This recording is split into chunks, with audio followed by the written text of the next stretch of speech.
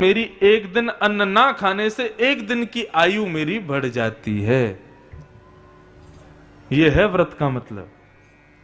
माताएं बहनें जो उस पर करवा चौथ पे व्रत करती हैं, एक दिन अन्न नहीं खाती और फिर रात को पति को देख करके जल पी लेती हैं, अन्न खा लेती हैं, पति को केवल एक दिन की आयु मिलती है, पत्नी की एक दिन का जीवन मिल जाता है उसको।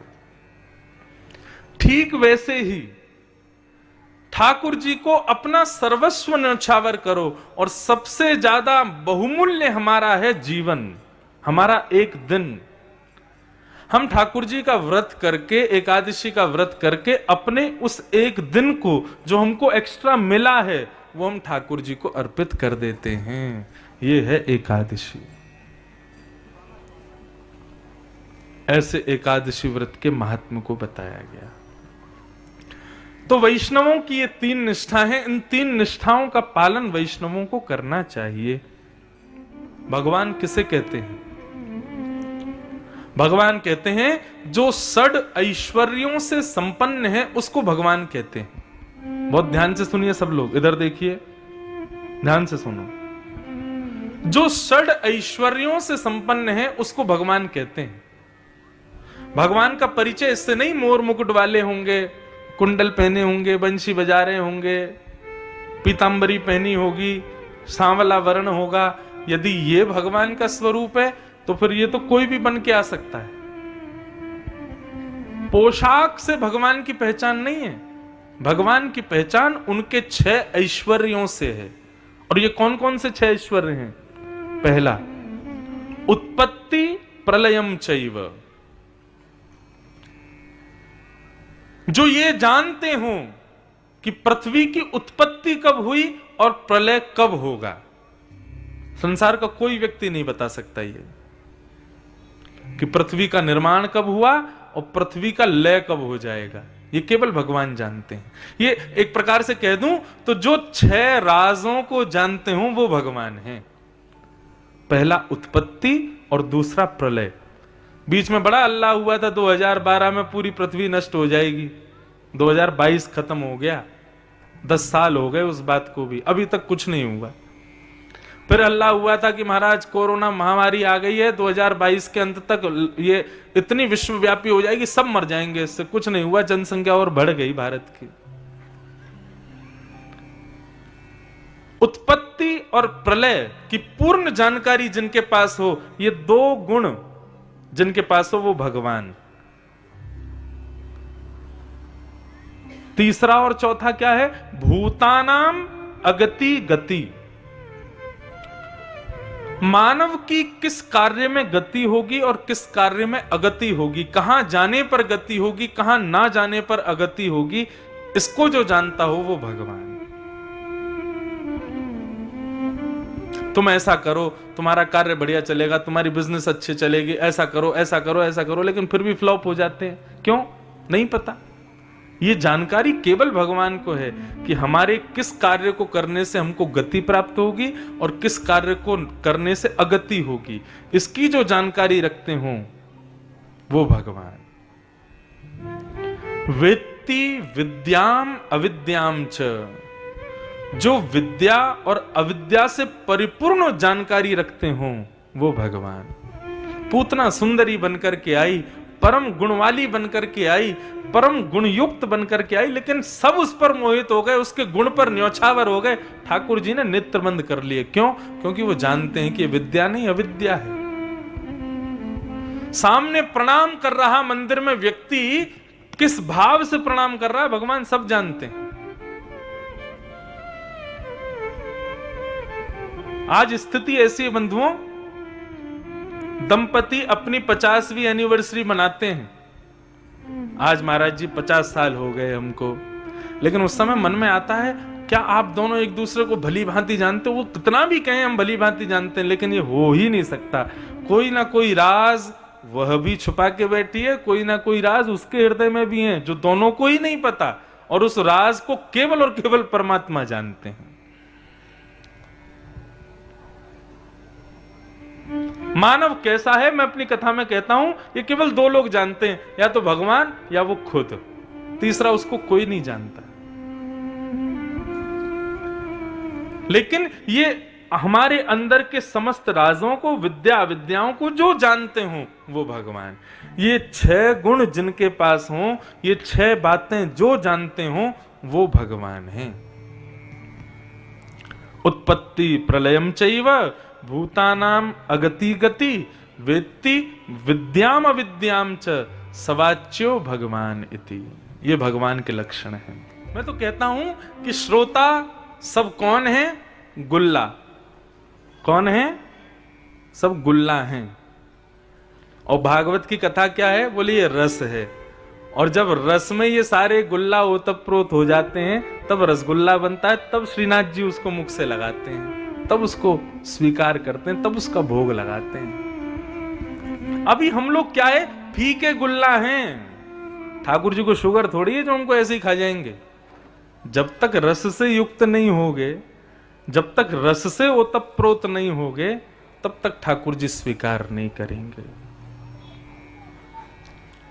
उस रस को हृदय में धारण करो, उस रस में सराबोर हो जाओ, ताकि ठाकुर जी आपको स्वीकार करें।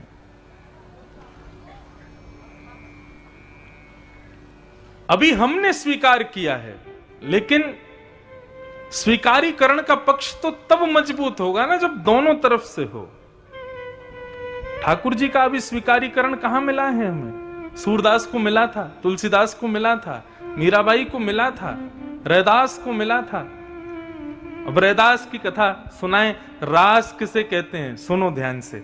रैदास जी नदी में स्नान कर रहे थे और नदी में स्नान करते करते श्री रैदास जी को अपने पैर के नीचे कुछ अनुभव हुआ। रैदास जी ने जैसे ही उठा करके देखा तो नन्हे से ठाकुर जी वहीं गंगा जी से उनको प्राप्त हो गए। रैदास जी बोले, बड़ी कृपा भगवान, आप स्वयं कृपा करके पधारे हो, आइए अब आपकी सेवा करूं। रैदास जी ले गए अपनी कुटिया में जाकर के धीरे धीरे धीरे धीरे करके ठाकुर जी के सेवा को बढ़ाया। एक संग ही सब व्यवस्था नहीं की, जो जो व्यवस्था होती गई रैदास जी वो करते थे। रैदास जी की भक्ति की पराकाष्ठा ऐसी बताते हैं कि श्री रैदास जी भ्रमण बहुत करते थे। कभी जगन्नाथपुरी चले गए, कभी वृंदावन, कभी अयोध्या, द्वारिका, बद्रीनाथ, रंगनाथ, सब जगह तीर्थों में घूमते रहते थे। लेकिन जब से उनके ठाकुर जी घर में आ गए तब से रैदास जी का तीर्थों में जाना बंद हो गया। क्यों? रैदास जी तो कहीं भी भिक्षा मांग के खा लेते थे, अब ठाकुर जी का तो सुच्चा भोग लगाना पड़ेगा, अमनिया भोग लगाना पड़ेगा। किसी के यहां का बना हुआ ऐसे थोड़ी रख देंगे ठाकुर जी के आगे। रैदास जी को बड़ा कष्ट होता था कि अब मैं तीर्थों में नहीं जा पाता जब से ठाकुर जी आए हैं। तो रैदास जी ने एक नियम बनाया, भाव पक्ष को आगे रख के अपनी कुटिया में ही सारे तीर्थ प्रकट कर दिए। ये कोना बद्रीनाथ, वो कोना रंगनाथ, ये कोना वृंदावन, ये कोना आदि आदि। इस प्रकार अपनी कुटिया में ही ठाकुर जी को सजाते धजाते और उनको उठा करके ले जाते, एक कोने में रख देते और कहते, ठाकुर जी आज रामेश्वरम आए हैं हम। कोनों का नाम ही रख दिया। और विश्वास माने रैदास जी की भक्ति ऐसी थी कि जेठ की भरी गर्मी में रैदास जी अपने ठाकुर जी को यदि भाव में अपनी कुटिया में बद्रीनाथ ले जाते थे ना, तो उनके गांव में बर्फ गिरने लगती थी, ब्यार ठंडी बहती थी, लोग सॉल कंबल ओढ़ के घूमते थे। कोई पूछता, अरे भाई जेठ का महीना कंबल ओढ़ के घूम रहे हो? बोले आज जरूर रैदास के ठाकुर जी बद्रीनाथ गए होंगे, तभी पूरे गांव में सर्दी हो रही है। और कभी सर्दी के महीने में यदि रैदास जी अपने ठाकुर जी को रामेश्वरम ले जाते थे, भरी सर्दी में कोहरे में भी वहां पर सब अपने स्वेटर उतार करके सारे वस्त्रों को खोल के घूमते। भाई बड़ी गर्मी लग रही है, क्यों? बोले हाँ जरूर रैदास के ठाकुर जी रामेश्वरम गए होंगे। ऐसी भक्ति थी रैदास की। परंतु रैदास के इस भाव से जितने लोग आनंदित हो रहे थे उतने लोग उससे जलने भी लगे। रैदास जी एक विजातीय थे, एक उच्च श्रेष्ठ कुल में जन्म नहीं था उनका। लोगों ने जाके राजा से शिकायत कर दी, ठाकुर जी की सेवा का अधिकार तो केवल ब्राह्मण क्षत्रिय वैश्यों को है। ये रैदास एक छोटी जाति का ठाकुर जी की सेवा करता है, अपराध कर रहा है और इसका अपराध पूरे गांव को भोगना पड़ेगा राजन। राजा ने कहा भाई ऐसा कोई काम नहीं होना चाहिए, रैदास को बोलो अपने ठाकुर जी राजघर में जमा करवा दे। रैदास को बुलाया, रैदास से कहा भैया तुम अपने ठाकुर जी या तो इन ब्राह्मणों को दे दो या फिर हमारे राजभवन में दे दो, तुम सेवा नहीं कर सकते। रैदास जी बोले मैं कहीं से खरीद के नहीं लाया हूं इनको, या मैं कहीं से मांग के नहीं लाया हूं, ठाकुर जी स्वयं सेवा करवाने खुद आए हैं मेरे पास में। रैदास जी कहते हैं सो ही सुहागन प्रिय जाही रीझ हैं। सुहागन कौन? जिससे ठाकुर जी रीझ जाए। कैसा तेरा मेरा? आपके और मेरे नहीं है ठाकुर जी, जिससे रीझ जाएं उसके हैं। हमारे श्री गिरधर लाल जी, अब मैं एक रामानुजी परंपरा का अनुयायी और वे पुष्टि मार्ग के ठाकुर जी अपने आप आए हैं, हम कोई लेके नहीं आए इनको, कहीं से खरीदे नहीं हैं। और एक बात और कह दूं, कभी भी ना तो पूछना, कई लोग आके मेरे से पूछ लेते हैं ना आप कितने के खरीद के लाए अपने ठाकुर जी, तो मन करता है अच्छा तुम अपने बालक कितने के खरीद के लाए दुकान से? बालक नहीं खरीदे महाराज जी, मैंने भी अपने ठाकुर जी नहीं खरीदे। खरीदना क्यों बोलते हो? ये कोई पाषाण है, कोई पत्थर है? ठाकुर जी हैं हमारे, अपने आप आए हैं। सुहागन जो हो, सुहागन कौन? सौभाग्यवंत कौन? जिससे वो रीझ के उसके पास चले जाएं। सो ही सुहागन प्रिय जाही रीझें। कहां से आते हैं, कैसे आते हैं, ये लीला तो ठाकुर जी जाने।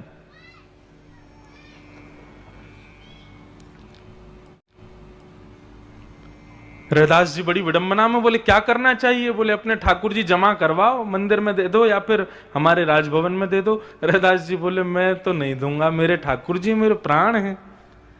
राजा बोले देखो तुम विजाती हो, तुम सेवा करोगे तो अपराध पूरे गांव को लगेगा। बोले मेरी सेवा से अपराध पूरे गांव को लगेगा? बोले हाँ ऐसा हमने सुना है। तो फिर रैदास ने कहा एक काम कर लीजिए, ठाकुर जी से ही पूछ लो वो किसके पास जाना चाहते हैं। बोले ये कैसे संभव होगा? तो रैदास ने युक्ति बताई। बोले एक काम करते हैं, कल ठाकुर जी को सिंहासन में यहां बीच में पधरा दूंगा, एक तरफ आपके सब विद्वान ब्राह्मण और सारे क्षत्रिय और वैश्य समाज के लोग बैठ जाएं, एक तरफ अकेला मैं बैठ जाऊंगा, दोनों अपने भाव से ठाकुर जी को रिझाएंगे। ठाकुर जी जिससे रीझ के जिसके पास मुड़ गए, जिसके पास घूम गए, समझो ठाकुर जी उसी के हैं। बोले हाँ सब तैयार? बोले यही करेंगे। और दूसरे दिन महाराज सभा इकट्ठी हुई, सारे लोग इकट्ठे हो गए। एक तरफ तो सारे ब्राह्मण वैश्य क्षत्रिय बैठ करके, कोई महाराज 56 भोग लगा रहे हैं, कोई षोडशोपचार कर रहे हैं, कोई राजोपचार कर रहे हैं, हर तरीके से ठाकुर जी को रिझाने का प्रयास कर रहे हैं। करते करते करते करते शाम हो गई, लेकिन ठाकुर जी एक मुद्रा में ही बैठे हैं, हिले डुले नहीं। जब थक गए, हार गए, सारी क्षमताएं नष्ट हो गई, तब राजा ने कहा रैदास जी अब आपकी बारी है। रैदास जी बेचारे भोले वाले सीधे साधे, ज्यादा द्रव्य है नहीं, ज्यादा धन दक्षिणा कुछ उनके पास है नहीं, सीधे से ही बस अपने ठाकुर जी के पास देख करके 2 शब्द का एक पद गाया। जो तुम तोड़ो राम मैं नाही तोड़ू रे, तो सो प्रीत तोड़ कौन संग जोड़ू रे। हे नाथ, यदि तुम जाना चाहो तो तुम्हारी राजी है, लेकिन यदि मुझसे पूछा जाए तो मैं तो नहीं छोड़ूंगा आपको। मुझ जैसे हजारों हैं आपके लिए अनुयायी, लेकिन मेरे तो केवल आप हो, मैं केवल आपके सहारे हूं नाथ, मेरे लिए और कोई नहीं है। जो तुम तोड़ो राम मैं नाही तोड़ू रे, तो सो प्रीत तोड़ राम कौन संग जोड़ू रे। जो तुम तोड़ो सब ही पहर एक ही आशा मन क्रम वचन कहे रैदासा, मन कम वचन कहे रैदासा। जो तुम तोड़ो राम, मैं नहीं तोड़ूंगी, तो सो प्रीत तोड़ राम, कौन संग जोड़ू रे। जो तुम तोड़ो राम। आप तो मुझसे नाता तोड़ करके किसी से भी जोड़ लोगे, आपकी तो पूरी दुनिया है, पूरी सृष्टि है, मेरे जैसे हजारों अनुयायी हैं आपके लिए, लेकिन मैं आपसे तोड़ के कहां जाऊंगा। सब ही पहर एक ही आशा, मैं आठों पहर केवल आपका ध्यान रखता हूं, आपके लिए विचार करता हूं। मन क्रम वचन कहे रैदासा। और ऐसे भाव आवेश में आकर के श्री रैदास जी गा रहे थे, नेत्रों से अश्रुधार झरझर गिर रहे थे। तभी देखते ही देखते संपूर्ण ग्रामवासी और राजा के सन्मुखी ठाकुर जी, जो कि एक पाषाण के रूप में वहां बैठे थे, वो अचानक से वहां से अंतर ध्यान हो गए और श्री रैदास जी से जाकर के गले लग गए, रैदास जी की गोद में बैठ गए। जब राजा ने यह दृश्य देखा, रैदास को दंडवत प्रणाम किया। और इस स्थिति को क्या कहते हैं? इसी स्थिति को रास कहते हैं। जब भक्त भगवान से मिलने के लिए तड़पे, वो रस है, लेकिन ठाकुर जी जब अपने भक्त से मिलने के लिए तड़पते हैं, वो रास है। ऐसी रास की स्थिति हमारी हो जाए, इसके लिए कथा सुनते हैं हम। अपनी वैष्णवता, हमारे भाव इतने परिपक्व, इतने सुदृढ़ हो जाएं कि उस भाव के बंधन में ठाकुर जी बंध जाएं, कुछ ना कर पाए। हम जो चाहें वह ठाकुर जी को प्रिय हो, तब मानो कि रास हो रहा है।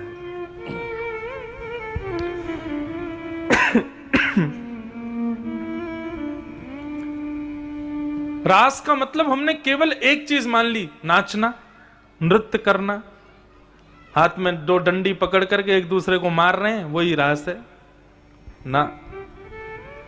रास का मतलब जीवात्मा और जीवात्मा का नृत्य नहीं है। रास का मतलब है मिलन जीवात्मा और परमात्मा का। अब आप पूछेंगे तो फिर नृत्य क्या है? अरे, जब व्यक्ति अपनी मनवांछित इच्छाएं पूरी होती है ना, तो व्यक्ति अपने देहाभिमान से शून्य हो जाता है, उसको फिर अभिमान नहीं होता। और जब व्यक्ति अभिमान रहित होता है ना, तो फिर अपने उत्साह में अपने आप उसका हाथ थिरकते हैं, उसके पैर थिरकते हैं। गोपियों से मिलने के लिए श्याम सुंदर जब प्रकट हुए, गोपियां अपने आप थिरकने लगी, अपने आप नृत्य करने लगी। हमने केवल रास में केवल उस नृत्य को ले लिया, नृत्य नहीं है रास। परमात्मा जब जीवात्मा से मिलने का मन बनाता है, उसको रास कहते हैं। वो तो गोपियों की चरम स्थिति थी उत्साह की, इसलिए नृत्य हुआ था। उत्साह में हम नाचने लगते हैं, हम एक्साइटेड जब होते हैं किसी बात को लेकर के, तो एक स्वभाव है मानव का कि वो नृत्य करने लगता है। वो थोड़े उटपटांग उसकी भावनाएं हो जाती हैं, वो कुछ भी, फिर वो देह के अभिमान में नहीं रहता। यहां पर जो गोपियों ने रास किया, वो देहाभिमान की शून्यता है। रास का मतलब नृत्य नहीं होता। भगवान ने गोपियों को आश्वासन दिया था कि हम तुम्हारे साथ रास करेंगे। रास करने का मतलब हम तुम्हारे पास बैठेंगे। रसिक प्रीतम हित चित्त की बातें गिरधारी जी सो कहिए, यह भी एक रास है। अपने हृदय की भावनाएं ठाकुर जी से कहना, ठाकुर जी की भावनाएं श्रवण करना, यह भी एक रास है। मैं तो निवेदन करता हूं कि जब भी कोई गोवर्धन जावे, परिक्रमा लगाओ, दूध की धार चढ़ाओ, आदि आदि जो तुम्हारा मन हो सब करो, लेकिन मेरी कहे एक बात कहना, करना। जब गोवर्धन जाओ, गिरिराज जी के समीप जाकर के बैठो, और गिरिराज जी से चर्चाएं करो, अपनी सुनाओ, अपने भाव कहो।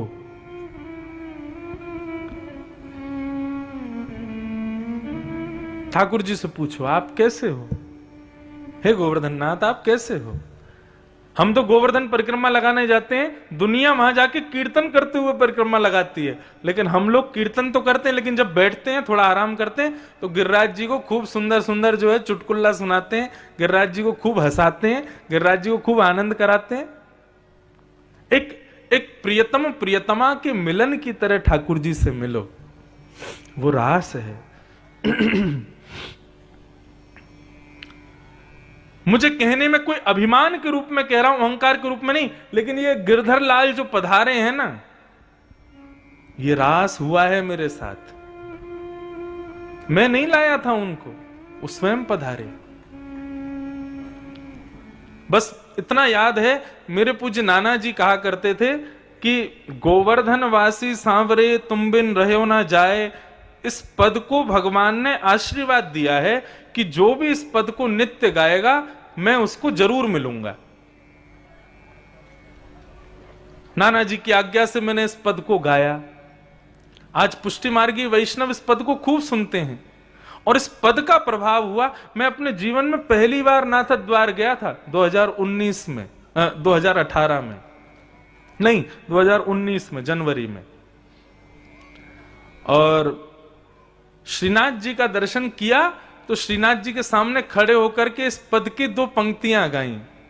दर्शन को नैना तपे वचन सुनन को कान, मिलवे को हियरा तपे हिय के जीवन प्राण, गोवर्धन वासी सांवरे तुम बिन रहो ना जाए। और मन में एक भाव आया कि हे श्री गोवर्धन नाथ, आपका गिरी कंदरा तो हमारे ब्रज में विराजती है, लेकिन आप ये श्रीनाथ स्वरूप लेकर के यहां इतनी दूर राजस्थान में क्यों आ गए हो? चलो ना हमारे ब्रजमंडल में, खूब सेवा करेंगे आपकी, खूब आनंद कराएंगे आपको। जैसे 500 वर्ष पहले आप विराजते थे वैसे पुनः चलो। केवल ये भावना रखी थी। मंदिर से निकल करके मैं बाहर गया तो अपनी ही कथा की कहीं धुन सुन रहा था। मैंने मेरी कथा कौन सुन रहा है? और तभी देखा तो एक दुकानदार, उसके यहां बहुत सारी मूर्तियां थी ठाकुर जी की, वो एक मूर्ति को छेनी हथौड़ा से सिद्ध कर रहा था और कथा सुन रहा था। मैं जब उसके पास जाके खड़ा हुआ, उसने जैसे ही देखा, वो देख करके बिल्कुल आनंद निमग्न हो गया। बोले अरे आप श्री इंद्रेश जी महाराज? मैंने कहा जी। बोले 2 मिनट बैठिए, मेरी दुकान पे बैठो, आपका एक उपहार मेरे पास रखा है। मैंने कहा मेरा क्या उपहार भैया? आप कथा सुन रहे थे इसलिए रुक गया मैं। बोले नहीं आपको भी बताता हूं। और इतने में ही भीतर से बढ़िया सुंदर एक वस्त्र में लिपटे भय हमारे लाल जी, गिरधर लाल जी, लाके मेरी गोदी में धर दिए। बोले ये आपके हैं, अब आपको इनकी सेवा करनी है। मैंने कि मैं श्रृंगार का सा भी नहीं जानता हूं, कैसे श्रृंगार करूंगा मैं, मुझे नहीं आता। बोले वो ये सब करा लेंगे, आपको मित्र की बहुत जरूरत है, आप चाहते हो गोवर्धन नाथ ब्रज में आ जाए। मैंने तुमको कैसे पता मैं चाहता हूं गोवर्धन नाथ ब्रज आ जाए? बोले नहीं, ऐसा भाव आया, अब आप इनको लेके जाओ, आप इनकी सेवा करो। और उसने कहा कि ये जो ठाकुर जी हैं ये 5 वर्षों से आपकी प्रतीक्षा कर रहे हैं। मैंने कहा क्यों? बोले इनका निर्माण मैंने तब किया था जब आपने द्वारिका में पहली कथा की थी, और आपकी कथा सुनते हुए मैंने इनका निर्माण किया। तब मैंने मन में विचार किया कि ये ठाकुर जी तो मैं इन्हीं व्यास जी को दूंगा जो कथा जिनकी मैंने सुनी है, और 5 साल से प्रतीक्षा कर रहा, आप अब आए हो, आप लेके जाओ। ये रास नहीं है तो क्या है, स्वयं ठाकुर जी पधारते हैं। स्वयं की स्थिति ऐसी करनी है कि लाल जी आपके पीछे पीछे भगे आमे, संग आवे, संग रहें, संग खावे, संग सोवे, सब संग संग लीला करें। और मैं ये इसलिए नहीं कह रहा कि मैं अपने आप को बड़भागी बता रहा हूं कि मेरे पास लाल जी आए। मैं चाहता हूं ऐसे लाल जी कथा सुनने वाले देवास, इंदौर आदि क्षेत्रों के सबके घर में आ जाएं, अपने आप आ जाएं। ऐसे लाल जी सबके घर में आके सेवा करवा में। लेकिन वो कब करवाएंगे? जब स्वयं की स्थिति रास की करोगे, स्वयं को गोपी मान करके अपने भाव स्वभाव सब में परिवर्तन लाके रस युक्त हो जाओगे, तब उस रस को, तुम्हारे हृदय के उस रस को चखने के लिए ठाकुर जी स्वयं आएंगे। वही रास है। अभी तक रास हुआ नहीं है, अभी तो रस की स्थिति में है हम सब, पर ये रास हो, उसी के लिए कथा सुन रहे हैं। और फिर कोई कहे ये तुम्हारे ठाकुर जी कहां से लाए, कितने के लाए, कितने रुपया के लाए, तो मीराबाई का एक पद सुना देना। कोई कहे सस्तो, कोई कहे महंगो, कोई कहे सस्तो, कोई कहे महंगो, कोई कहे सस्तो, कोई कहे महंगो, पर ये तो आवत प्रेम के मोल रे। कोई कहे कितने के खरीदे, बोले भैया प्रेम, प्रेम रूपी दक्षिणा के खरीदे, तुम पे हो तो खरीद लाना, नहीं तो नहीं आएंगे तुम्हारे पास। ये कोई नोटों से थोड़ी आते हैं, कोई रुपया से थोड़ी आते हैं, ये प्रेम से आते हैं। हो ये तो आवत प्रेम के मोल रे, मैंने लियो रे गोविंदा मोल रे, मैंने लियो रे गोविंदा मोल रे, मैंने लियो रे गोविंदा मोल रे, मैंने लियो रे गोविंदा मोल रे। ओ माई री मैंने लियो रे गोविंदा